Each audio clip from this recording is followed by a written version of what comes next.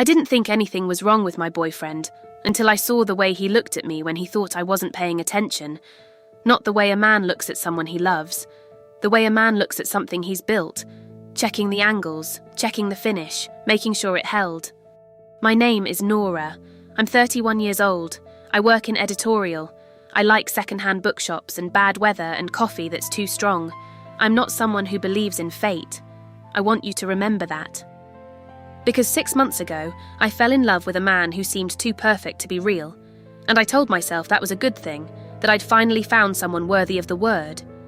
Turns out, perfect isn't a compliment. It's a warning.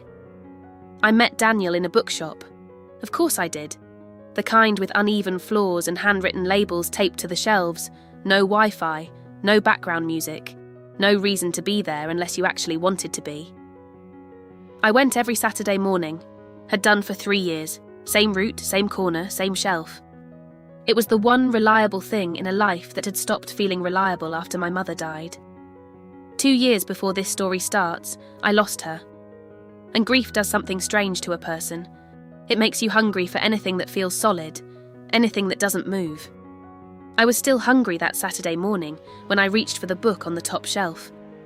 My fingers found the spine. It shifted. Someone else was already pulling it from the other side. I looked up. Dark eyes, a quiet face, the kind of stillness that reads as confidence. He smiled, unhurried, like he had nowhere else to be.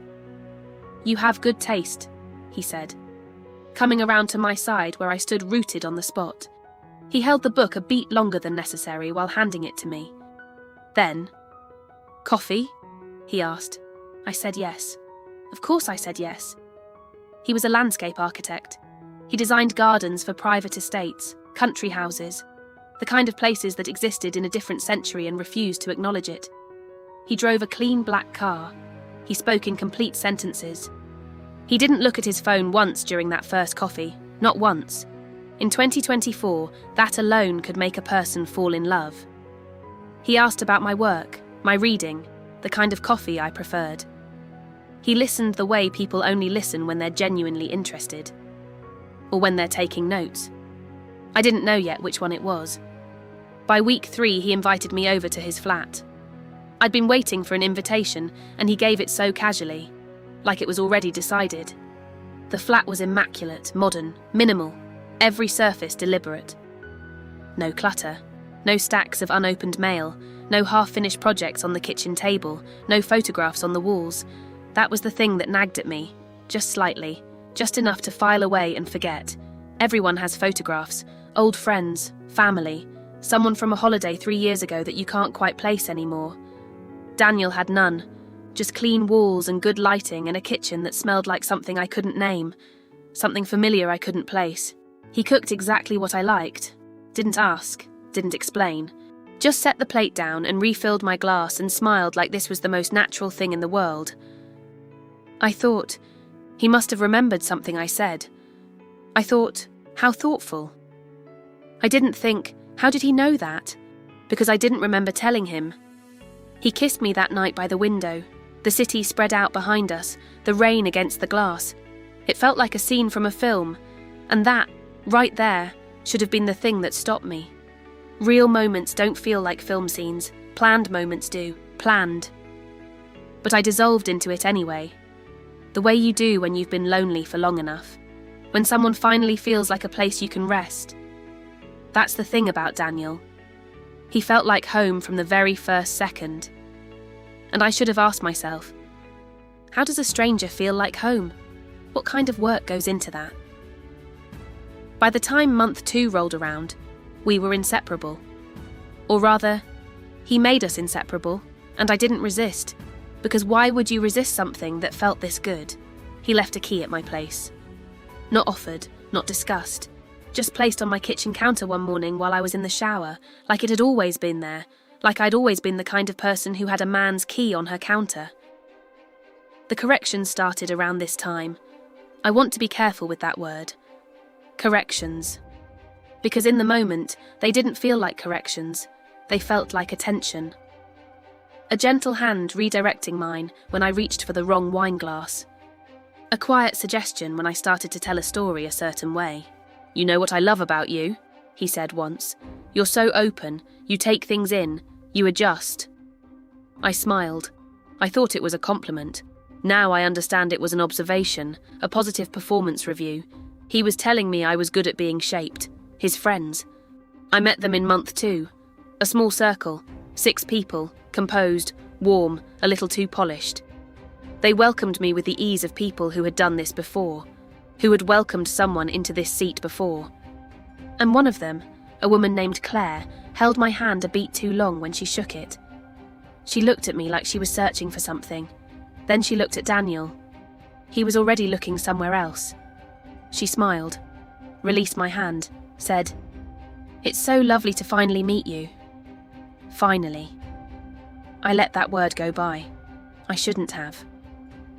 By month 3, I was spending almost every night at his flat. One night I woke up and Daniel wasn't there. That wasn't unusual. He was a light sleeper. Sometimes he read in the other room. But that night something pulled me out of bed. Some instinct I didn't have a name for yet. I walked the flat. Quiet. Just the hum of the city outside and the rain I'd gotten so used to I barely heard it anymore. That's when I saw the study door, a sliver of light beneath it. I pushed it open thinking Daniel was there. He wasn't there, but the light was on. Just as I turned to leave, I spotted it on the wall of the far side of the study. On the wall, on a large, dark notice board I had somehow never noticed before, photographs. 3 women. Different faces, different hair, different builds. But something about them. Something I couldn't name yet but could feel. The way you feel a temperature drop before you understand why you're cold. I stepped a little closer.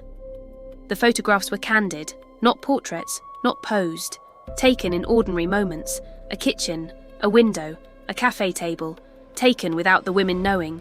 Beneath each photograph, notes, and beneath each one, notes written in black ink.